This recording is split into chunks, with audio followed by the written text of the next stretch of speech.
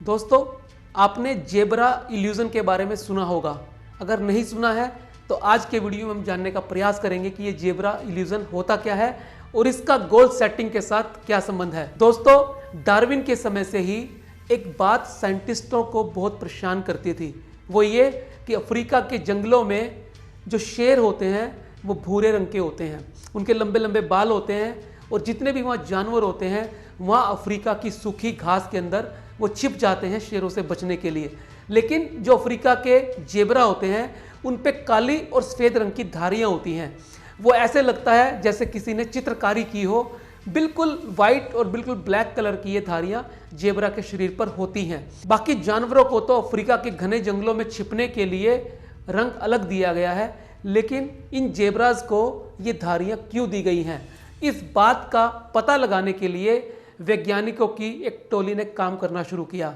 जब वो उस जंगल में पहुंचे तो उन्होंने देखा कि जेब्रा जब झुंड में चलते हैं तो ये पता ही नहीं लगता कि कौन सा जेब्रा कौन सा है। वो रिसर्च क्या करेंगे, यदि उन्हें एक जेब्रा की मूवमेंट देखनी हो तो उन्हें ये पता करना होता है कि वो किस जेब्रा पे काम कर रहे हैं।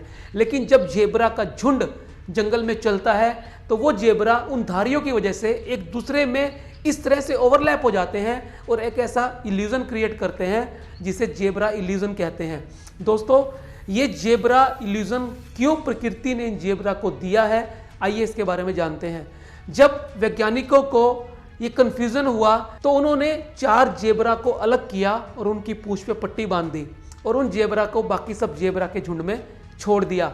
दोस्तों, फिर वही हुआ जिसका किसी को आभास तक नहीं था। अगले 2 दिन के अंदर वो चारों जेब्रा मार डाले गए उन शेरों के द्वारा, जबकि उससे पहले वो जेब्रा सुरक्षित थे। ऐसा क्यों हुआ?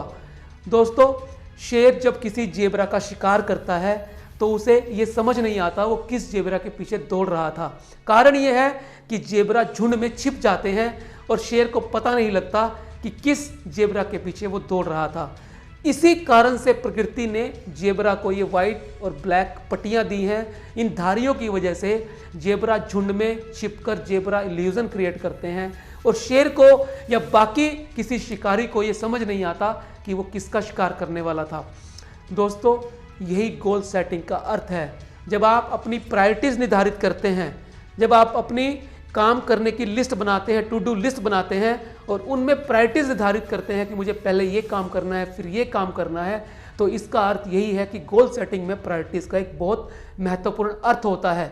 यदि आपने अपने जेब्रा को लाल पट्टी नहीं बांधी, यदि आपने अपनी टू डू लिस्ट के अंदर प्रायोरिटीज नहीं बनाई, तो कौन सा काम आपके लिए इंपॉर्टेंट है, कौन सा आपको पहले करना है, किस जेब्रा को आपको पहले मारना है, आपको कैसे पता लगेगा? ये जानकर आप अपनी गोल सेटिंग पर काम कर सकते हैं, अपने लक्ष्य का निर्धारण कर सकते हैं और उसका शिकार कर सकते हैं। दोस्तों, मैं उम्मीद करता हूँ आपको ये जेब्रा इल्यूजन का कंसेप्ट समझ आ गया होगा और आप इसे अपने जीवन में गोल सेटिंग के लिए उतारने का काम अवश्य करेंगे। यदि आपने अब तक चैनल सब्सक्राइब नहीं किया है तो अवश्य करिए, क्योंकि इस तरह के शानदार वीडियो आपके लिए मैं हमेशा लाता रहूँगा। मिलते हैं अगले वीडियो में फिर एक नए विषय के साथ। तब तक के लिए नमस्कार।